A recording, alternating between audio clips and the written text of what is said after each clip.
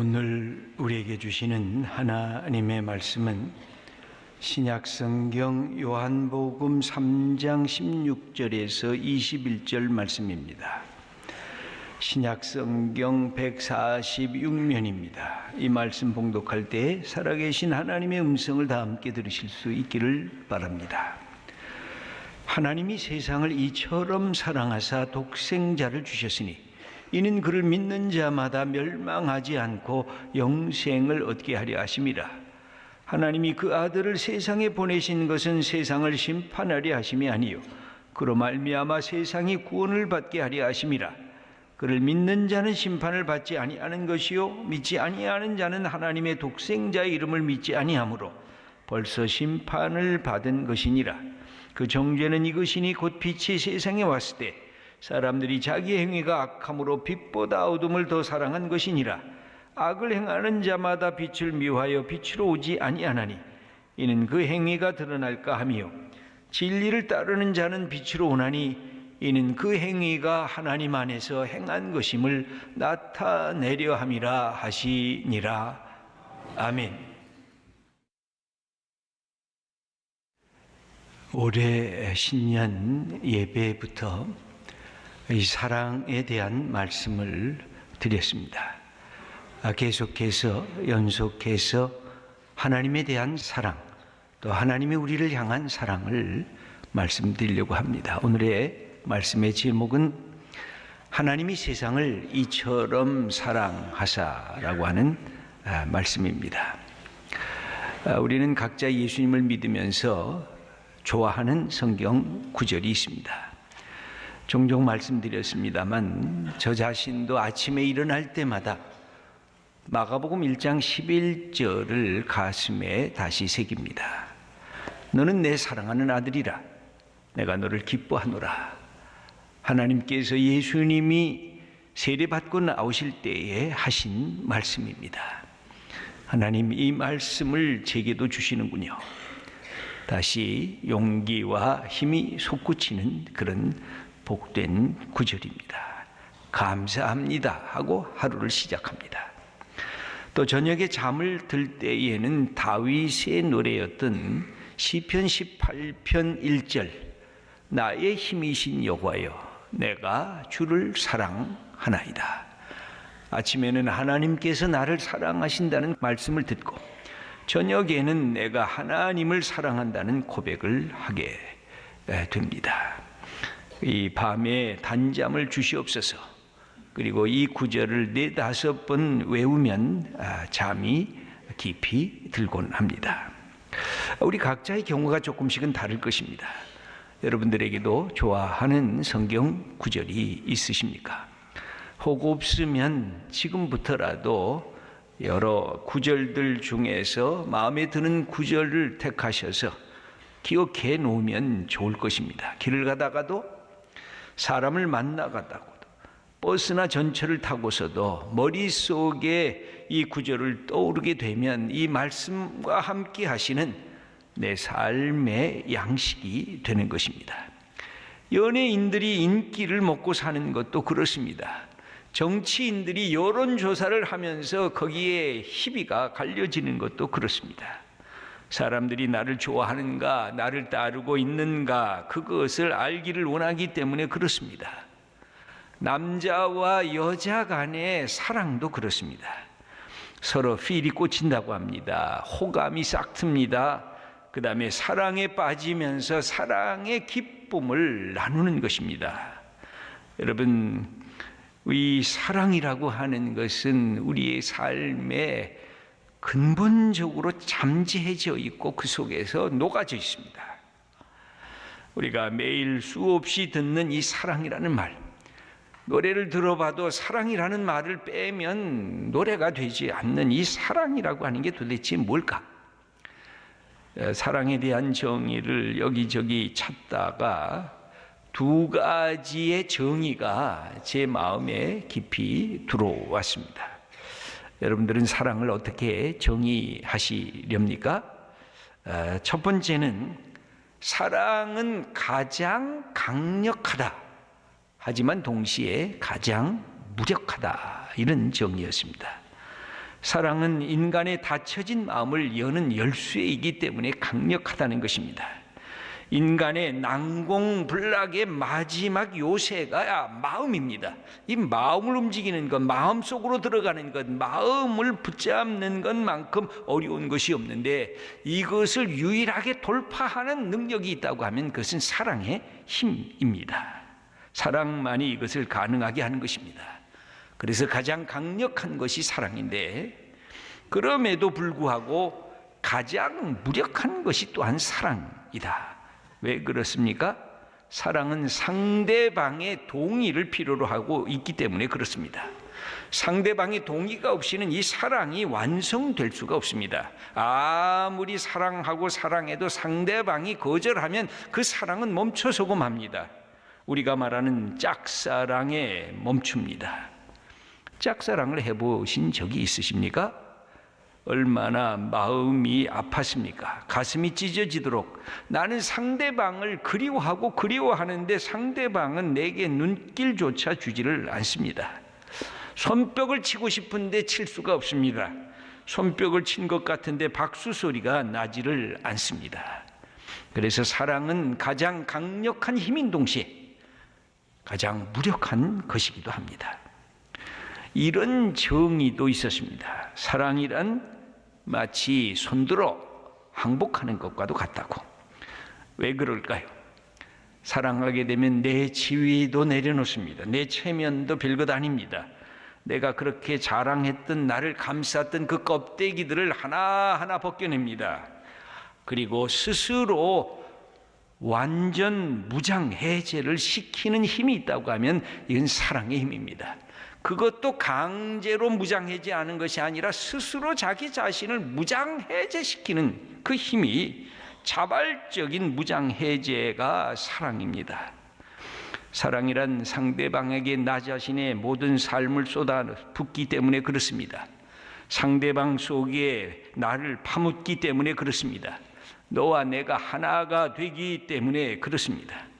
연애하는 에로스의 사랑이 이 모습을 지니고 있습니다. 그래서 사랑에는 몇 가지 언어가 있습니다.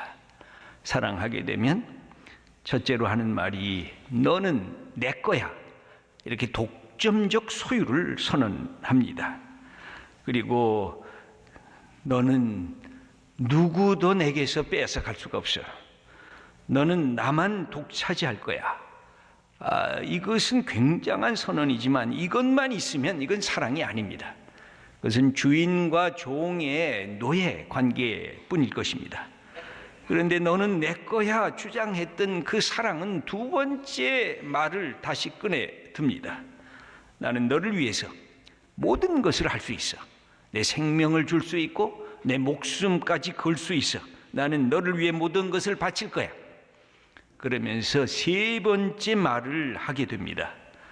이제 나는 당신의 뜻대로 할 거야. 지금까지 내 마음대로 살았지만 이제는 당신 뜻을 우선으로 생각할 거야. 내가 갖고 있었던 황소 고집도 다 꺾어버릴 거야. 나 자신의 뜻보다 당신의 뜻에 나는 자발적으로 따라갈 거야. 여러분, 이것은 사랑이라고 하는 말 이외에는 설명이 불가능한 것입니다. 자발적인 순종, 자발적인 낮아짐, 스스로 자원해서 상대방을 서빙하겠다고 하는 나는 노예적인 자리까지 내려가겠다고 하는 것, 그리고 이것을 스스로 즐거워하고 기뻐하는 것, 이것은 사랑이라고 하는 말을 제외하고는 어떤 것으로도 설명을 할 수가 없습니다. 자기 자신의 고통보다 상대방의 고통에 더 마음을 기울이는 것이 사랑입니다. 내가 지금 슬퍼해도 상대방이 슬퍼하면 내 슬픔을 감추고 상대방을 위로할 수 있는 것이 사랑인 것입니다. 그래서 사랑하게 되면 놀라운 일들이 나타납니다. 사랑하게 되면 사랑하는 대상을 높여주기 시작합니다. 그리고 상대방이 인생의 엑스트라가 아니라 인생의 조연이 아니라 인생의 주인공으로 승화됩니다. 사랑하는 사람들은 새로운 자아상을 획득하기 때문에 그렇습니다. 당신은 우리 인생의 주인공이야. 당신은 엑스트라가 아니야. 소중한 사람이야. 당신은 이 주인공으로서 어마어마한 인생의 자존감의 회복이 일어납니다. 여러분, 사랑하는 것이 갖고 있는 어마어마한 능력이고 힘이고 그 역사입니다. 우리는 이것을 남자와 여자 간의 사랑 속에서도 배우는 것입니다. 그런데 어느 날부터인가 너는 내 거야, 이렇게 소유권을 주장하고 있습니다. 그렇지만 그 다음이 멈추기 시작합니다. 나는 너를 위해서 모든 것을 다 해줄 수는 없어. 그때부터 사랑이 식어집니다. 그때부터 사랑이 금이 갑니다.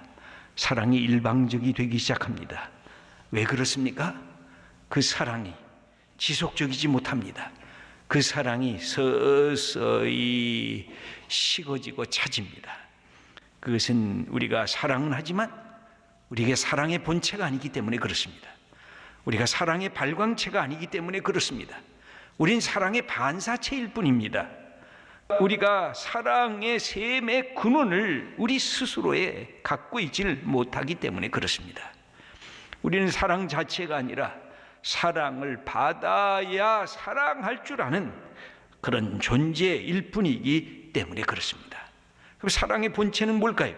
사랑의 발광체는 어디에 있을까요? 그것은 사랑 자체이신 하나님에게만 있습니다.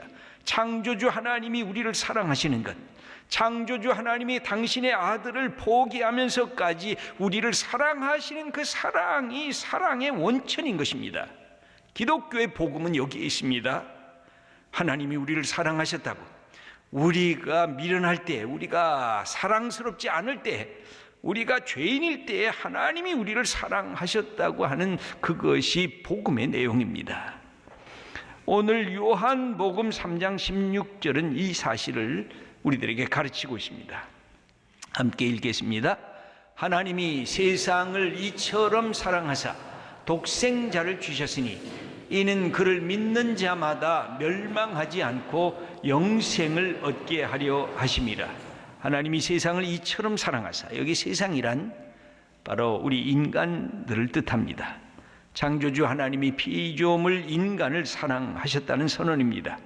인간을 향한 하나님의 사랑의 깊이, 하나님의 사랑의 넓이, 하나님의 사랑의 높이는 무한대라는 것입니다. 하나님이 가장 소중히 여기시는 당신의 아들 독생자를 우리를 위해서 기꺼이 내어놓으셨다고 하는 사랑의 일방적인 선포라고 할 수가 있습니다. 그런 점에서 보면 하나님의 사랑의 특성은 짝사랑입니다. 엄청난 짝사랑입니다. 하나님이 먼저 우리를 사랑하기를 시작하셨습니다. 사랑을 거부한 인간을 추적하셨습니다. 사랑으로부터 도망간 인간을 다시 찾고 또 찾으면서 내가 너를 사랑한다고 마치 사랑을 구걸하는 그런 존재처럼 우리에게 다가오셨습니다. 성경은 그래서 하나님은 사랑의 추적자로 기록되어 있습니다. 인간은 이 사랑을 외면하고 도망가는 도망자로, 그러면서 하나님은 또 찾아오시고 또 찾아오시고 네가 하나님의 사랑을 받아야 인간다운 참된 삶을 살 수 있다고 우리들에게 가르치고 계십니다. 이 하나님의 사랑은 어마어마한 자기 포기의 사랑입니다. 우리를 사랑하시기 위해서 당신 자신이 항복 선언을 하신 것입니다. 하나님이 갖고 계신 계급장을 다 띄어버렸습니다. 마치 대장의 계급장을 갖고 있던 사람이 계급장을 띄고 이병의 계급장을 다는 것, 아니 그것은 비교가 안 될 것입니다. 창조주가 피조물처럼 되셨습니다. 거룩하신 분이 죄인의 모습으로 오셨습니다.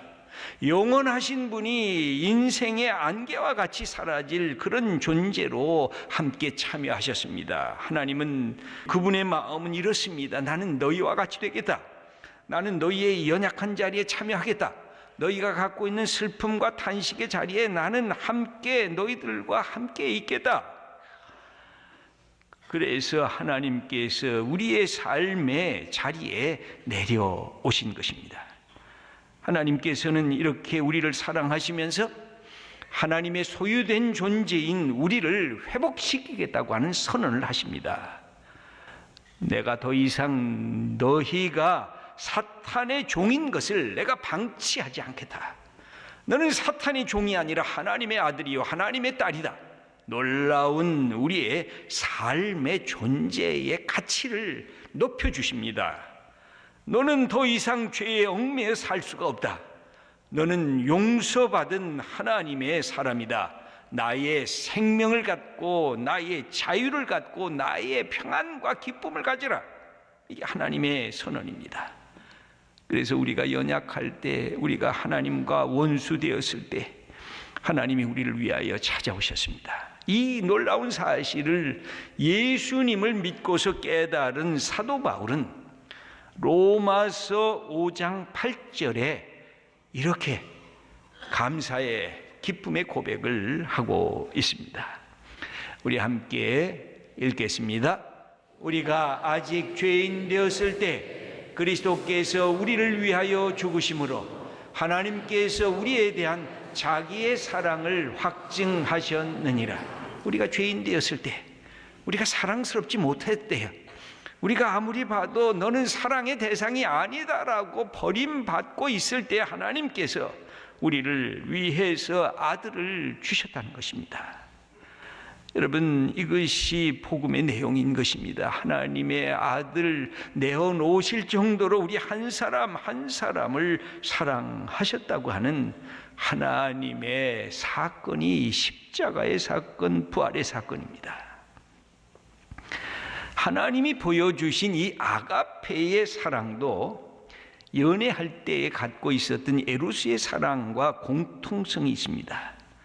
하나님도 말씀하십니다. 너는 내 거라고, 너는 내게 소유된 존재라고, 너는 누구도 너를 타취할 수 없는 하나님의 것이라고. 이사야 43장 1절을 읽겠습니다. 너는 두려워하지 말라. 내가 너를 구속하였고 내가 너를 지명하여 불렀나니 너는 내 것이라. 하나님께서 말씀하십니다. 오늘도 우리의 이름을 부르시면서 내가 너를 지명하여 불렀나니 너는 내 것이다. 내 소유한 존재다. 우리의 이름을 부르시며 다가오신 하나님께서 우리를 향해서 내 거라고 말씀을 하십니다. 동시에 하나님은 내가 너를 위해서 모든 것을 다 주겠다. 내 아들도, 내가 갖고 있는 이 모든 것 중에 최고의 사랑스러운 내 아들도 너를 위해서 내놓겠다. 독생자 예수님을 십자가에 못 박는 길로 우리를 향해서 하나님의 사랑을 표현해 주셨습니다. 왜 그랬습니까? 하나님은 우리를 잊을 수가 없다는 것입니다. 너를 한순간도 잊어버린 적이 없다는 것입니다. 여러분, 구약 이사야 49장 15절을 함께 읽겠습니다. 여인이 어찌 그 젖 먹는 자식을 잊겠으며 자기 태에서 난 아들을 국률이 여기지 않겠느냐. 그들은 혹시 잊을지라도 나는 너를 잊지 아니할 것이라.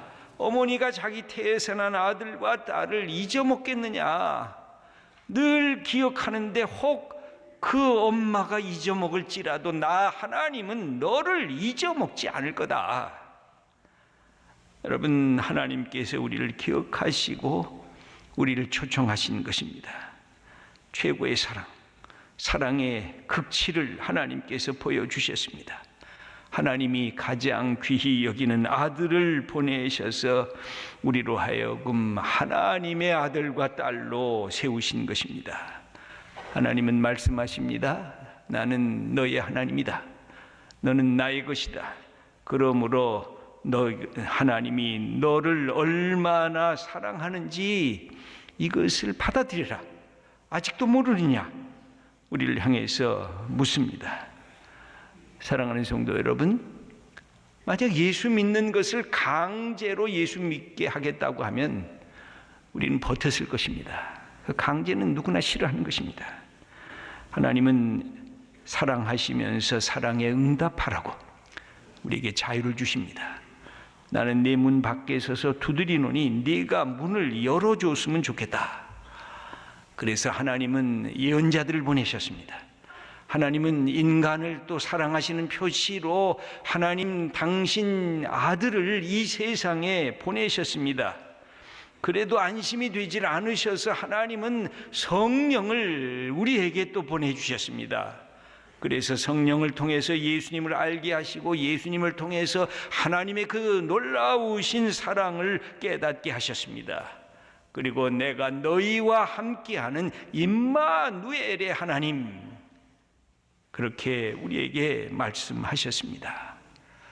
사랑하는 성도 여러분, 혹시 교회는 여러 번 나왔지만 아직도 예수님을 마음으로부터 영접하지 않은 분들이 계십니까?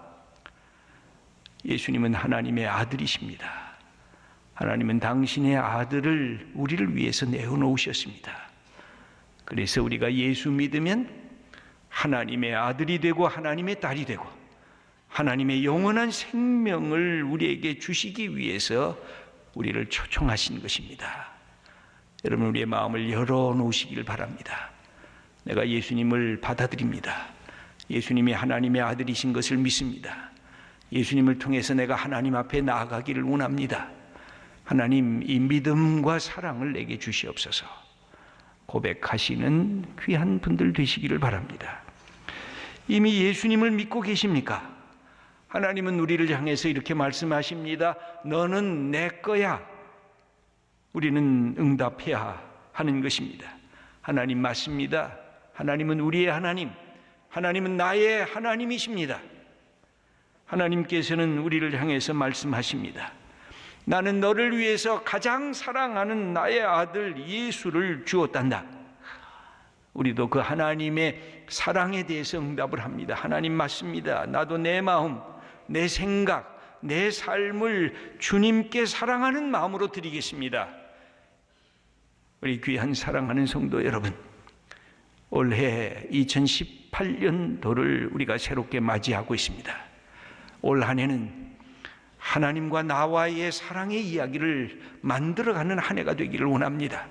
하나님과 나와 사랑의 사건을, 사랑의 추억들을 만들어가는 한 해가 되기를 원합니다.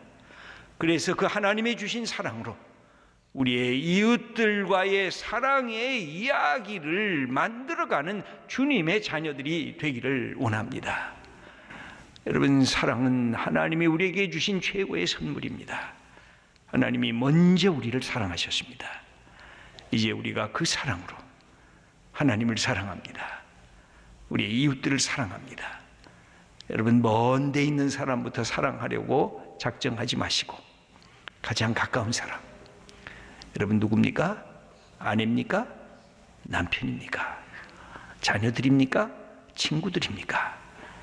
가장 가까운 사람부터 하나님의 사랑으로 사랑하면서 우리가 사랑의 공동체들을 만들어가는 주님의 복된 자녀들 다 되시기를 축원합니다.